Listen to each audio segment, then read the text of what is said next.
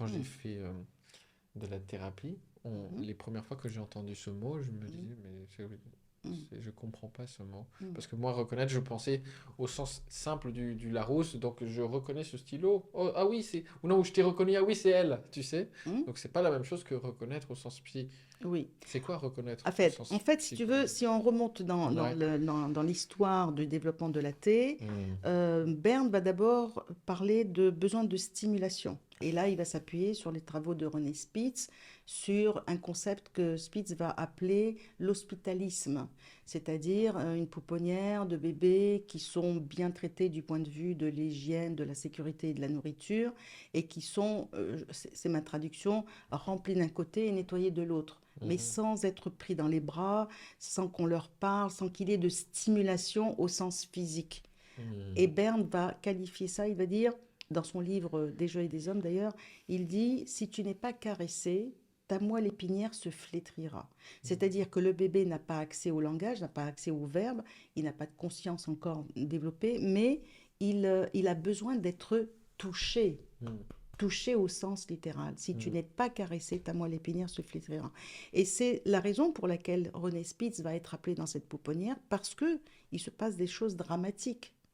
Des bébés qui sont bien nourris et bien protégés meurent. Hmm. Certains d'entre eux refusent de s'alimenter et meurent. Donc c'est dramatique. Hmm. Donc il va être appelé pour tenter de comprendre ce qui se passe et là il va découvrir effectivement ce phénomène qu'il va appeler l'hospitalisme. C'est-à-dire que les bébés sont traités comme s'ils étaient malades alors qu'en fait ils sont en bonne santé, ils ont juste besoin qu'on les touche, qu'on leur parle.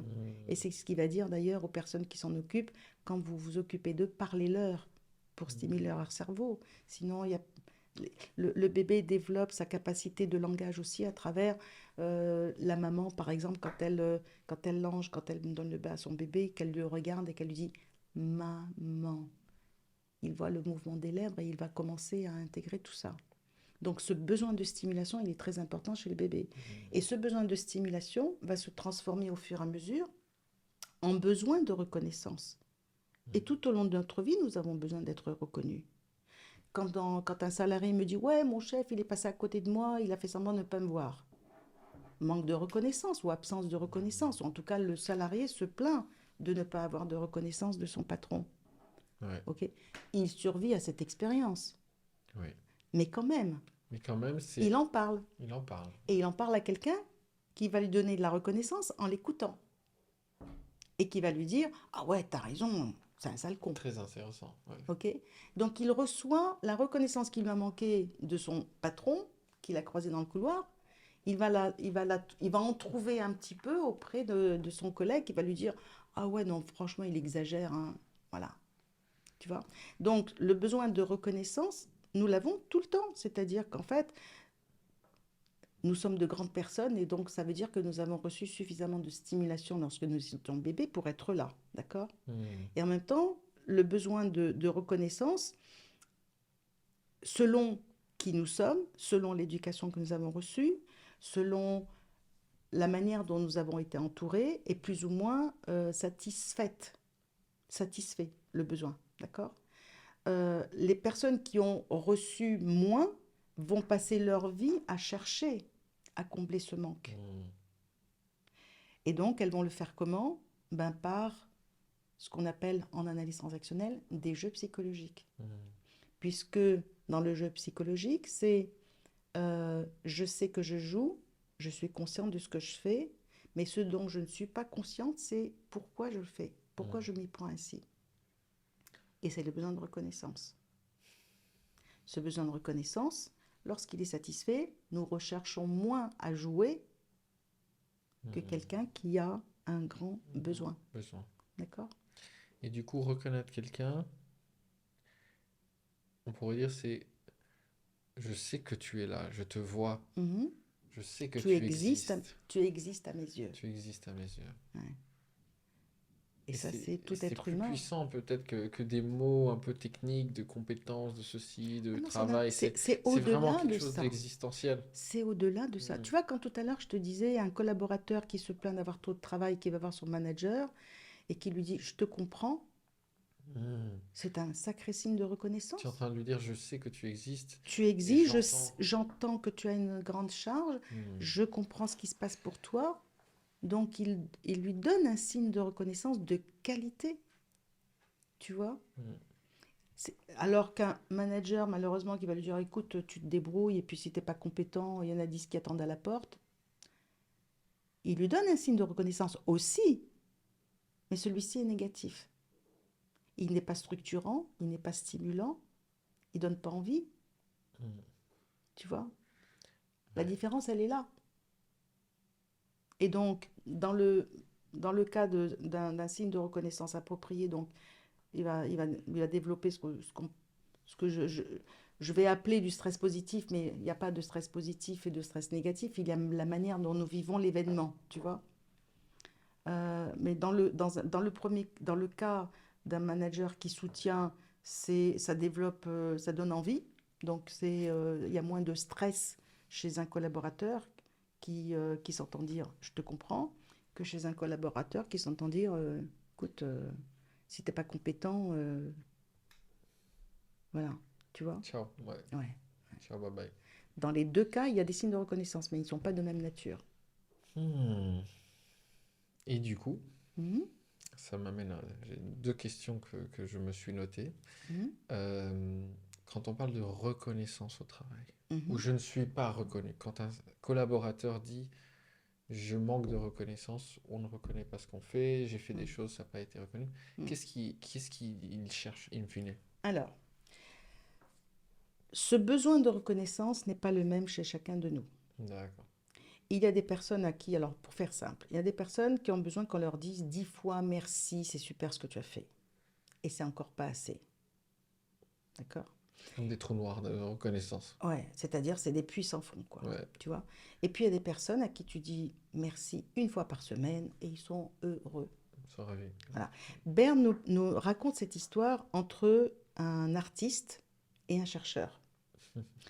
L'artiste, il reçoit tous les soirs, il est acclamé, il y a des milliers de personnes qui arrivent, qui sont là pour le spectacle, il paye pour le voir. Il y a, dans des Hmm. grosses fêtes, on voit des gens qui s'évanouissent, il y a les pompiers qui sont là, enfin bon, voilà. Donc c'est vraiment le summum pour cette personne de ce qu'elle reçoit. Bien. Et puis il y a le chercheur. Le chercheur, ben, il est dans son labo, il cherche, il trouve et il reçoit les félicitations. Il est peut-être médaillé, poignée de main, photo, un petit article dans la presse. Voilà, c'est presque trop. Hmm. Ok. Bon. La quantité qu'ont l'un et l'autre n'est pas de même nature. Hmm. Imaginons qu'on inverse, c'est-à-dire que le chercheur, on le mette sur une scène et que la star, lui propose de passer une semaine ou un mois dans un labo. Ils en crèvent tous les deux. Hmm. L'un de trop et l'autre de pas assez, D'accord. tu vois. Donc cette notion de quantité, de signe de reconnaissance n'est pas la même pour chacun de nous. Et Hmm. donc c'est aussi le rôle du manager d'identifier chez ses collaborateurs quelle est... Alors c'est un peu facile pour moi de le dire de là où je suis. Quelle est la quantité, de quelle quantité chaque collaborateur a besoin. D'accord. Et quand il a identifié ça, alors il ne s'agit pas de faire semblant non plus, attention, hein, Ça, c'est parce que important, cette notion d'authenticité dans les signes de reconnaissance. absolument, Ouais. parce que le collaborateur va très vite s'en rendre Il n'est compte, hein, pas si dupe. c'est si Ouais. c'est les signes de reconnaissance en toc, hein, comme dit Berne. Hmm. Donc il faut qu'il soit authentique, spécifique, gratuit, spontané, Hmm. tu Ok. vois. Et le collaborateur n'y s'y trompe pas. Donc le dosage doit être aussi approprié à la personne. Et à partir de là, chacun fait son job, chacun remplit sa mission. Euh, Ça génère aussi de la coopération, ça génère de la coopération dans l'équipe, ça génère du plaisir au travail, le plaisir au travail. Waouh. Hmm. C'est possible, ça? Oui. Ah, il y a le Le plaisir. plaisir au travail, pour moi, ça relève à la fois j'aime ce que je fais d'une Hmm. façon générale et j'aime ma profession, j'aime appartenir à cette entreprise Mm. parce qu'elle me donne aussi en échange, pas que le salaire, hein, c'est au-delà de la rémunération. Mm. Évidemment, la personne travaille aussi pour vivre, mais c'est au-delà de la rémunération. Tu vois, qu'est-ce que je reçois en échange? Est-ce que je reçois de la reconnaissance de mon chef? Est-ce qu'il reconnaît mon travail? Est-ce qu'il reconnaît mes capacités? Est-ce qu'il reconnaît mes efforts?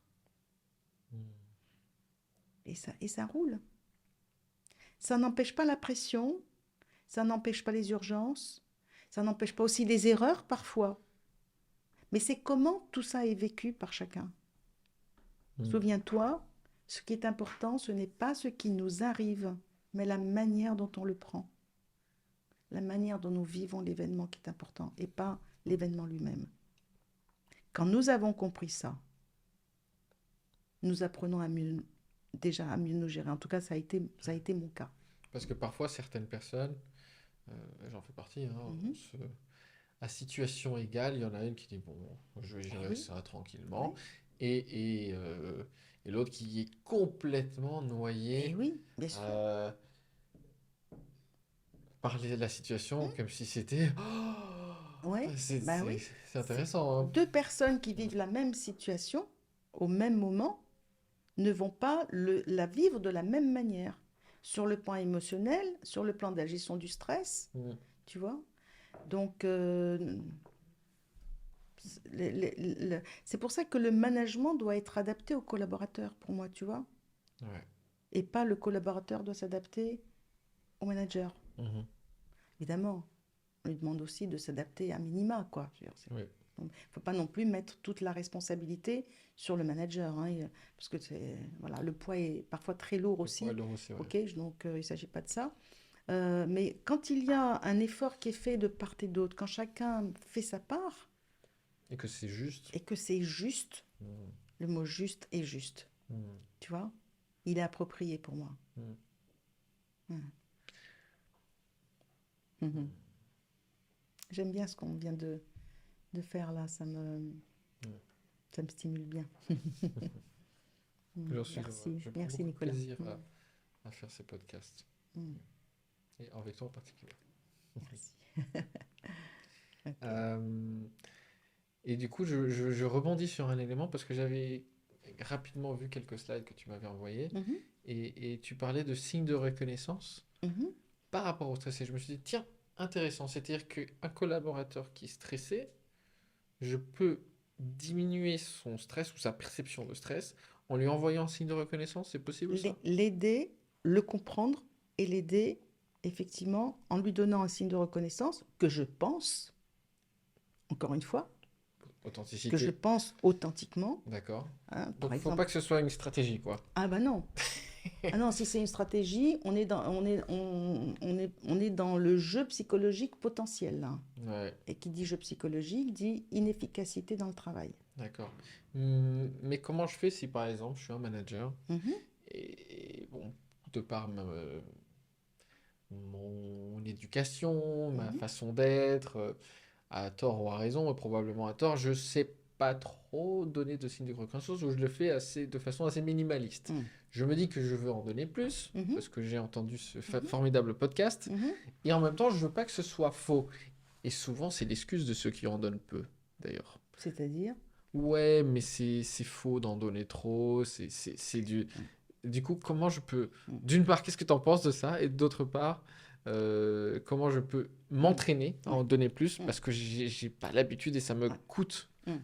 Ok, Ouais, j'aime beaucoup ce que tu dis parce que je le relie directement ouais, au prix Eric Berne qu'a eu Claude Steiner, d'accord. qui a collaboré tout au long de sa vie aux côtés d'Eric Berne dans le développement de l'analyse transactionnelle et qui a eu le prix Eric Berne pour son article qu'il a écrit sur l'économie des signes de reconnaissance. Mhm, Qu'est-ce que ça veut dire?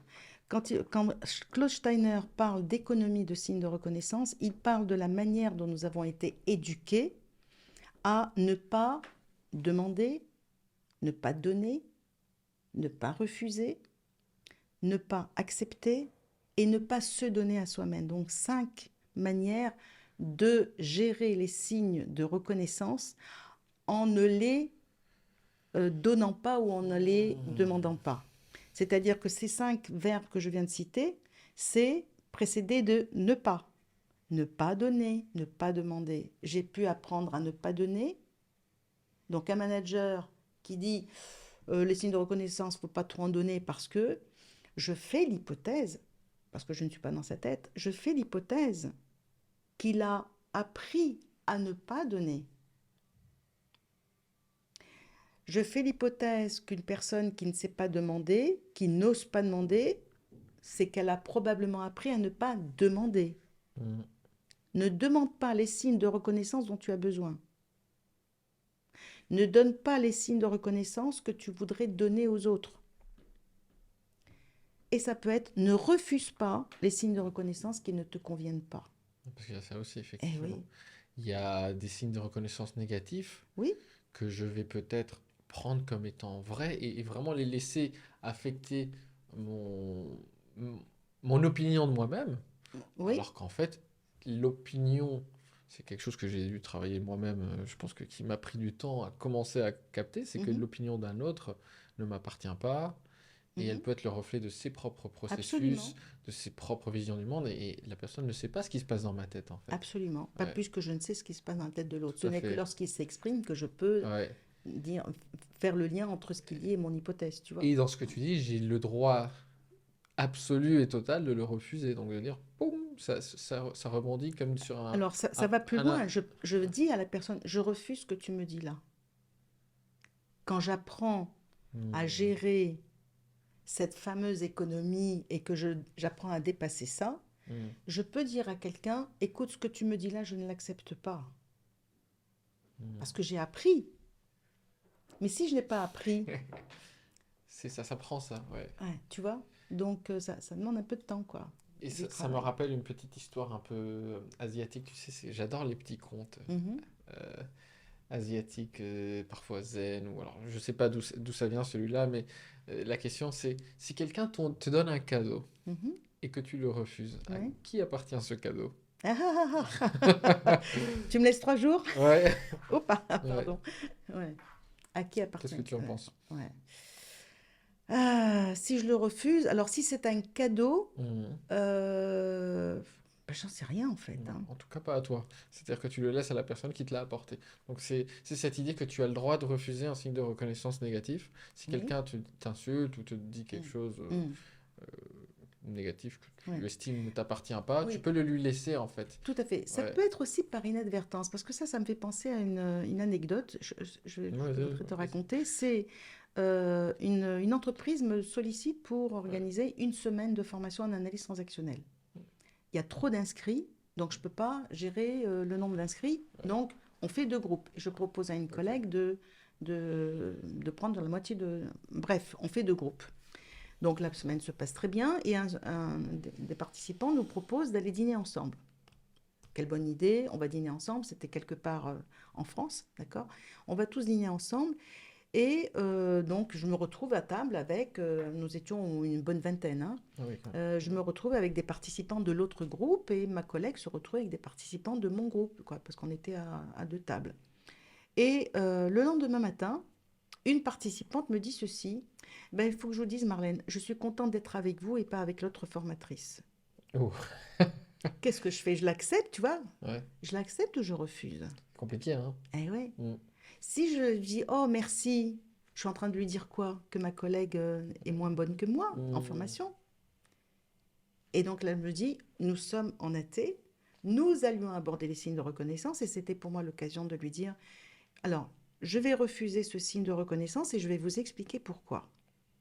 Dans la mesure où vous me donnez un signe de reconnaissance par comparaison avec ma collègue avec laquelle je travaille depuis des années, je ne peux pas l'accepter. Mm.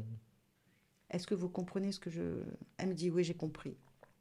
Donc ça a été un Super. très bon exercice pour elle, Ça quoi. a été apprenant pour elle, Ouais, et pour moi aussi, je ouais. dois Ouais. dire, parce que effectivement, j'étais surprise par ce qui venait de se passer. En même temps, c'est important de le Ouais. souligner, tu vois. Tu parlais, alors j'ouvre encore un Vas-y. gros sujet, mais tu parlais des gens qui cherchent de la reconnaissance. Mhm, Euh, il y a beaucoup de personnes, je ne citerai pas d'exemple évidemment, mhm. qui cherchent la reconnaissance ou cherchent à se donner de la valeur via le dénigrement de l'autre. Mm. ou en se mettant dans une situation qu'on appelle en athée OK+, OK-. Mhm. Oui. Qu'est-ce que tu dirais à propos de ça?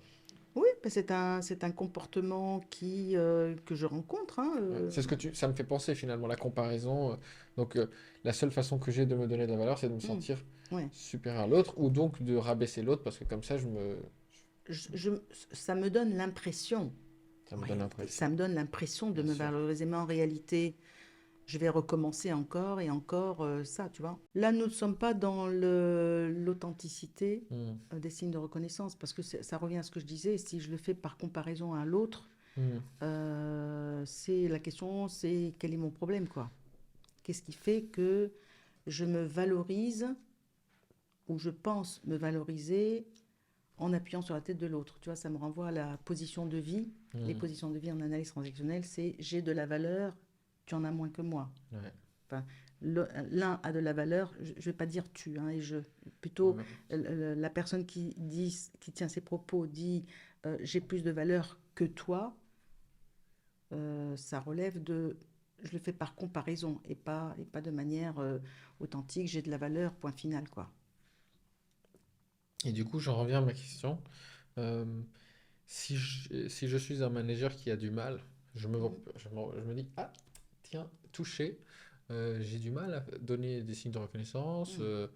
On m'a peut-être fait le reproche de ne pas en donner assez ou de ne pas être reconnu Mhm. dans mon équipe. Mais Mhm. du coup, j'ai cette économie-là, justement, Oui, oui. dans le fait de Mhm. donner les signes de reconnaissance. Mhm. Qu'est-ce que je peux mettre en place pour en donner plus et mieux, et en même temps qu'ils soient authentiques, Mhm. alors que que le même fait de les donner me donne l'impression d'être inauthentique. Et c'est souvent ça, le mécanisme de défense qui se met en place.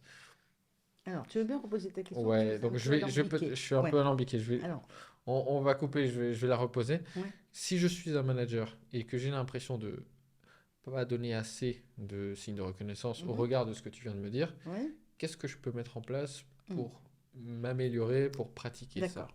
Mm. Alors, déjà, il y a une réponse dans ta question, puisque tu Mm. dis, quand tu dis, je me rends compte que je ne donne pas assez de signes de reconnaissance, donc le fait d'identifier, tu vois, de lever la méconnaissance sur ta capacité à donner des signes de reconnaissance, Mm. c'est déjà un pas en avant, D'accord. tu vois.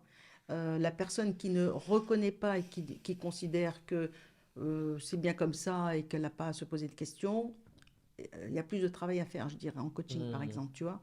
Donc là, le fait de reconnaître est pour moi un grand pas vers la résolution de cette problématique, D'accord. tu vois. Après, ça peut être soit de la formation, soit du coaching, soit parfois ça peut relever d'un travail thérapeutique, parce que si ça relève de l'histoire de la personne et de tous ses freins, ça nécessite peut-être d'aller explorer ça avec une personne compétente qui va aider à D'accord. lever, tu vois, à comprendre et à lever tout ça, tu vois. Mm. Mm. Donc c'est toujours possible. C'est toujours possible. C'est toujours possible. Mm. Ouais. Et il y a plein, aujourd'hui nous avons la chance d'avoir pléthore de professionnels, quand je dis pléthore c'est pas péjoratif, hein, de professionnels qui peuvent aider les gens, les salariés, les managers dans différentes problématiques qu'ils rencontrent dans leur management, tu vois. Mm. Voilà. Ok. Et si c'est l'inverse, si je suis le collaborateur qui est confronté à ce manager qui me dit bah, débrouille-toi, enfin toi, Mhm. alors que je suis débordé, qu'est-ce que je peux mettre en place? C'est compliqué. Mm. Enfin, pour moi, c'est quelque chose de compliqué et qui me touche parce que Mm. je l'entends souvent. Je pense notamment à une entreprise où j'interviens, Mm. où j'entends souvent les salariés se plaindre de ça.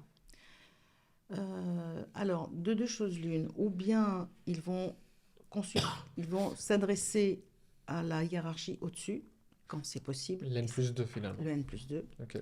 mais avec beaucoup de précautions parce qu'il ne faudrait pas qu'ils aient un retour de bâton de ce qu'ils font, quoi. C'est-à-dire Mm. qu'ils court-circuitent leur manager en s'adressant au manager au-dessus. Ils prennent un risque. Oui, De la même manière qu'ils prennent un risque s'ils ne font rien. tout à fait. C'est peut-être ça Donc aussi. voilà, il y a un risque des deux côtés. Et je mesure, donc j'invite le salarié à mesurer le niveau de risque s'il agit et s'il n'agit pas. Et de prendre une décision en cohérence avec son besoin, tu vois. Bon. Parfois, ça va beaucoup plus loin puisque ça relève d'un risque psychosocial, c'est-à-dire avec une présomption pour moi de nature, de management pathogène ou de dérive managériale D'accord. qui peut s'apparenter ou qui peut aboutir, si ça persiste, à du harcèlement. Mhm.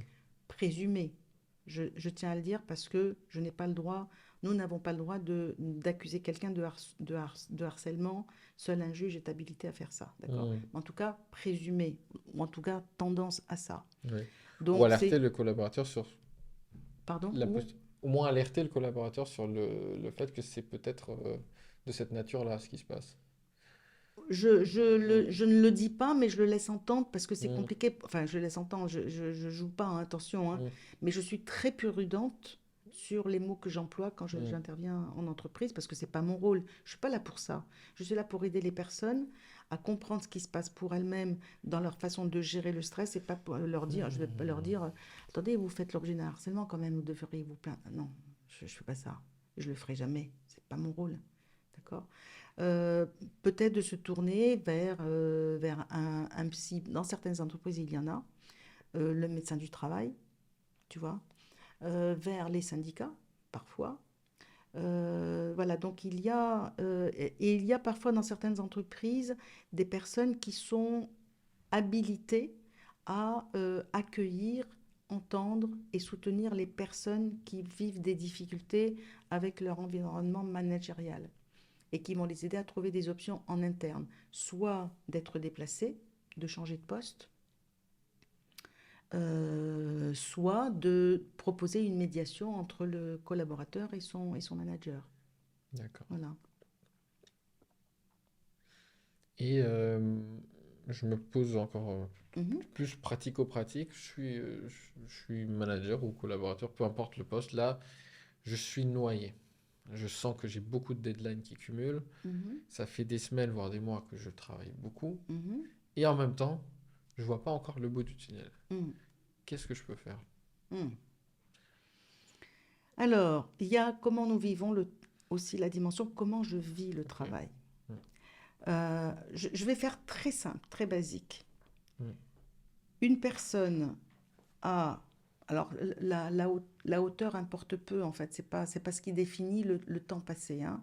mm, Une personne qui a une charge de travail importante et une personne qui a une charge de travail beaucoup moins importante. mm, La personne qui a une charge de travail que je qualifie de moins importante peut stresser beaucoup plus que celle qui a une grande charge. mm, C'est comment nous vivons les événements. Une personne qui a deux choses à faire peut paniquer beaucoup plus qu'une personne qui en a 30. mm, Tu vois? Donc, comment je vis le travail et comment je vis les échéances. mm. Et ce que je propose à cet endroit-là, c'est de faire je fais un lien avec la gestion du temps, c'est est-ce que tu as une liste de tout ce que tu as à faire?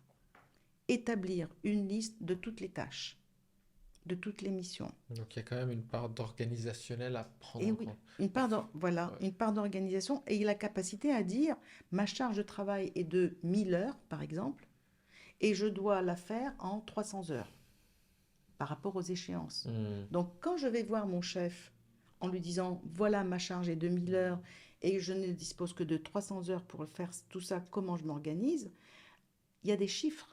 C'est-à-dire que c'est concret. Si je vais voir mon chef en lui disant j'en peux plus, j'ai trop de boulot, qu'est-ce qu'il entend? Il entend quelqu'un qui se plaint. oui, C'est pas la même chose, c'est tu pas la vois. même chose.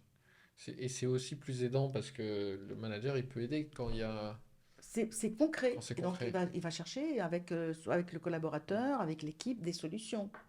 Ou il va lui dire, je te comprends, on va regarder ensemble. Quelles sont les priorités?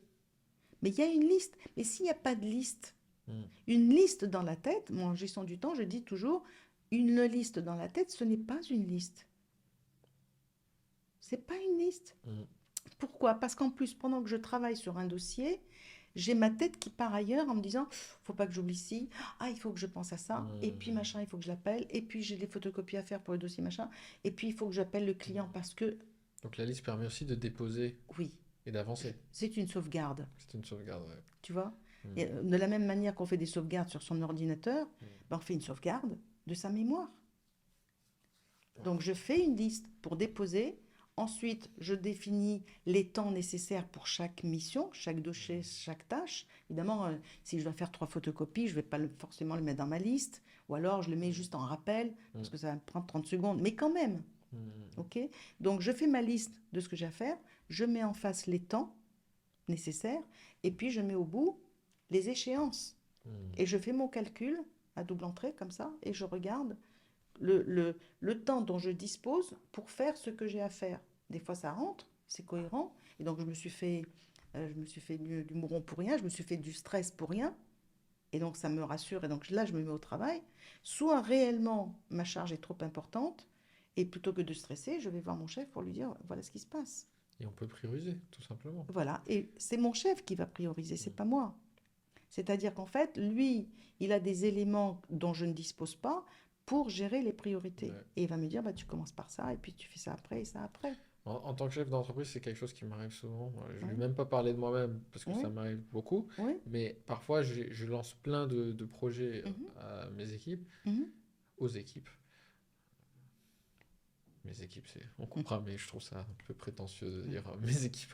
mhm, Je lance plusieurs projets aux équipes et, je sens que là, j'en ai trop mis mhm, et surtout, je n'ai pas priorisé. Et je précise bien, je ne m'attends pas à ce que tout soit fait tout de suite, mhm, mais effectivement, il faut qu'on fasse un point pour mhm, mettre les bonnes priorités mhm, parce qu'il y a des mhm. choses qui sont plus Ouais, importantes que ouais, d'autres, qui ont plus de ouais, valeur. ouais. Tu vois, si je reviens au driver, le soi parfait, il aura du mal à rendre un travail parce qu'il pense qu'il peut toujours améliorer ce qu'il fait. Hmm. Tu vois, et il a peur que quelqu'un dise, ah, il y a une erreur ici. Donc, il va passer beaucoup de temps à vérifier, revérifier, donc beaucoup de temps passé et beaucoup de temps perdu, d'une certaine Oui, manière. d'une certaine Ok. manière. Ouais. Bon, ça dépend du travail qu'il fait, évidemment, hein. Et le dépêche-toi, lui, il fait les choses rapidement. Et Mais il peut y avoir des erreurs. il peut y avoir des Hmm. erreurs, tu vois. Donc, leur manière de gérer le travail n'est pas la même, Tout à fait. tu vois. Donc, il faut tenir, enfin, il faut. Non, pas il faut. Ça, c'est mon soi parfait. Il faut Ouais. faire.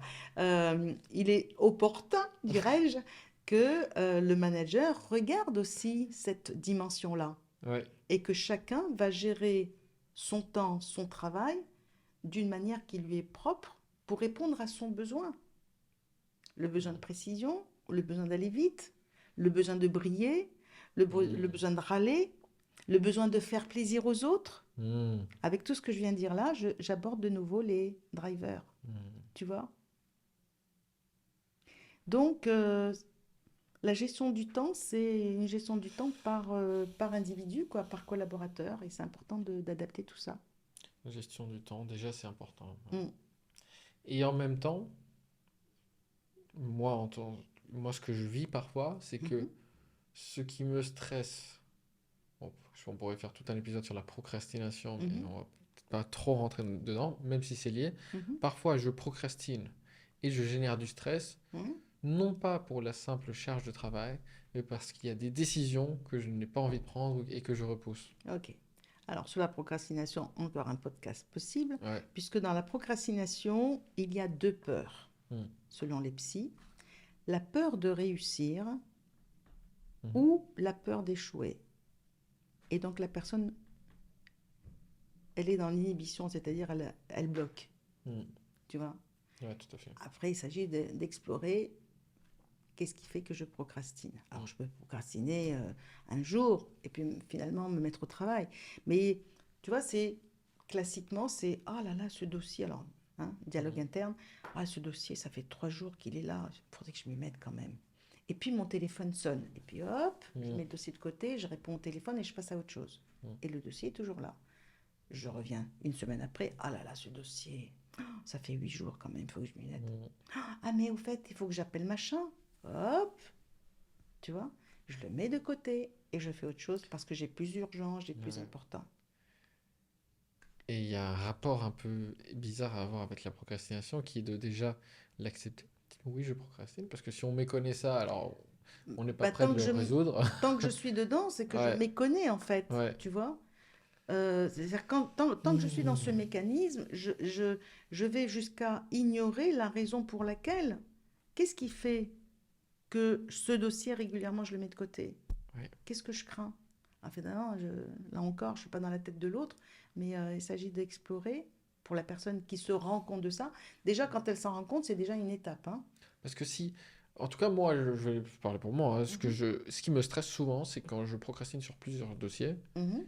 et que ça fait une sorte de goulot d'étranglement Eh oui, et là, je me dis, ah, j'ai besoin de sortir d'ici parce ouais, que je vais exploser. J'ai trop de décisions ouais, brûlantes à ouais, prendre et ouais. j'arrive pas Et à donc, faire le. du coup, tu continues de procrastiner alors? Bien sûr, Eh ouais, tout à fait. eh ouais, Je prends une vraie procrastination bien ouais. procrastinante. Je prends un Bien jour, hop. procrastinante. Ouais. Et c'est là où j'ai l'impression d'être comme un mini début de burn-out. Ah, Hmm, d'ailleurs, on pourrait en parler. Parce que je me dis, oula, non, là, je vais pas. Et parfois, j'ai besoin de, de hmm. souffler, de Ok. prendre. Il n'y a pas de mini burn-out. Ah oui? Non, Il ça y a- n'existe pas. Les spécialistes diront, le mini burn-out, ça n'existe pas. Moi, je le vois dans les entreprises quand les gens me disent, j'ai fait un petit burn-out. Non, j'ai fait un burn-out. Et je pose la question tout de Hmm. suite derrière qui est, combien de temps avez-vous été arrêté? Une semaine. Je dis, excusez-moi, mais ce n'est pas un burn-out. Hmm. Un arrêt d'une semaine, c'est un gros coup de fatigue Ouais.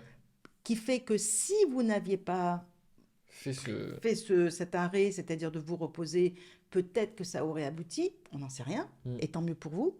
Parce que le burn-out, c'est je ne peux pas bouger, je ne peux pas me lever. Et ce sont des arrêts de travail qui prennent des mois. Moi, je pense à une personne que j'ai connue, que je connais, qui a été arrêtée 1 an. Impossible. Ça, c'est le Impossible. vrai Ouais, burn-out. ouais. Ouais. Et les spécialistes ne parlent pas de burn-out, ils parlent d'épuisement Hmm. physique et psychologique. Tu vois? Donc, le petit burn-out, on oublie. D'accord. Et Ok? donc, c'est ça la définition d'un burn-out. Ouais. Et du coup, comment. Pardon, la définition de burn-out, c'est l'épuisement Hmm. par le travail. Quand je dis par le travail, ça veut dire qu'une mère de famille peut faire aussi un burn-out. Mhm. C'est l'épuisement que l'on ne voit pas venir d'ailleurs, hein, et qui un jour rattrape la personne et la personne ne peut plus bouger. Ça peut se traduire par une hospitalisation. Enfin, souvent, ça se traduit comme ça, par un arrêt de travail ou par une hospitalisation, par une cure de sommeil, par tout un traitement, Hmm. tu vois. Donc, c'est pour ça que j'insiste, le petit burn-out n'existe pas. D'accord. C'est un C'est coup de fatigue. des coups de fatigue qui D'accord. sont des alertes, ok? C'est des alertes. Ce sont des alertes et il faut faire attention à comment je me nourris, comment je dors, qu'est-ce que je fais comme activité, est-ce que le travail me prend 90% de mon temps, voire des fois 120% de mon temps. Et Hmm. là, il y a des choses à faire, À tu vois. rééquilibrer. Eh oui, à rééquilibrer.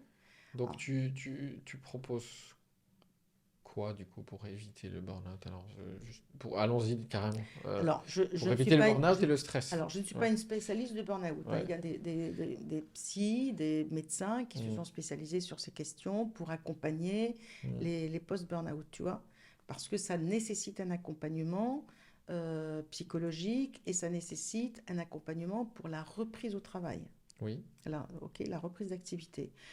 Euh, alors, ta question, c'est pour Pour la éviter. prévention plutôt. La Ouais, parce que. prévention, Ouais. c'est qu'est-ce que mon corps me raconte? Les, les mots MAUX, les mots MOTS, pardon, ce que je ne dis pas se transforme en mots MAUX. Hmm. Donc, faire de la prévention, c'est m'alimenter de façon saine, Hmm. je dis bien saine, et il y a des spécialistes de la nutrition hein, pour ça, c'est d'avoir un bon sommeil. Un bon sommeil, ça veut dire quand je me lève le matin, est-ce que je suis reposée ou fatiguée, puisqu'on va parler d'hypersomnie ou d'insomnie. L'hypersomnie, c'est je dors beaucoup et je me réveille encore plus fatiguée que la veille, tu vois. Hmm. et de l'activité. L'activité, c'est-à-dire d'avoir du lien social, voilà, faire la fête, enfin faire la fête, je veux dire, avoir un environnement qui me sorte de mon activité professionnelle, tu vois. Hmm.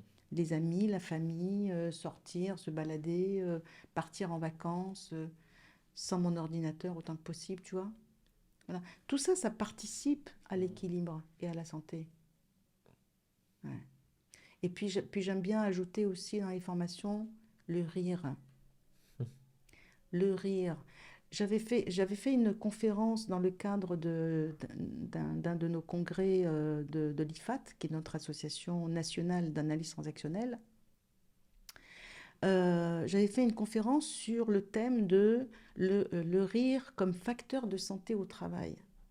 Et mes recherches m'ont amené à regarder en moyenne, combien de minutes un Français riait en moyenne dans les années 30.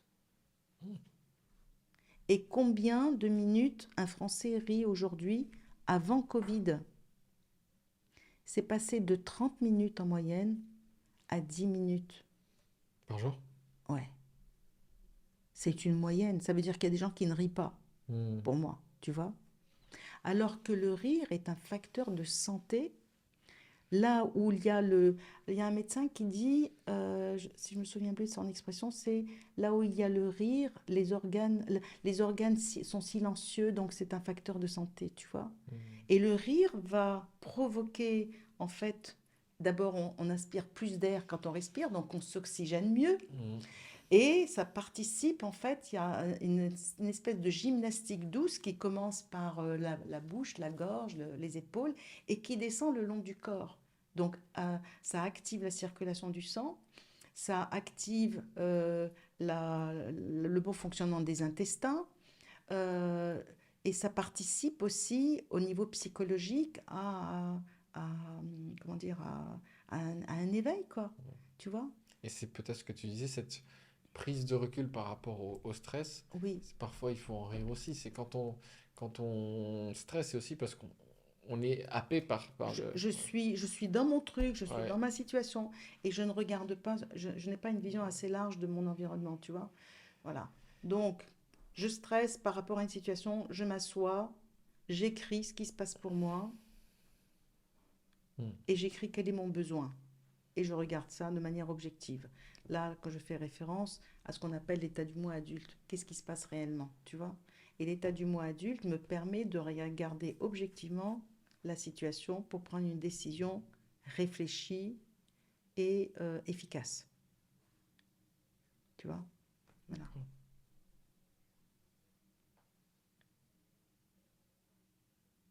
C'est une belle conclusion, je trouve. Ouais.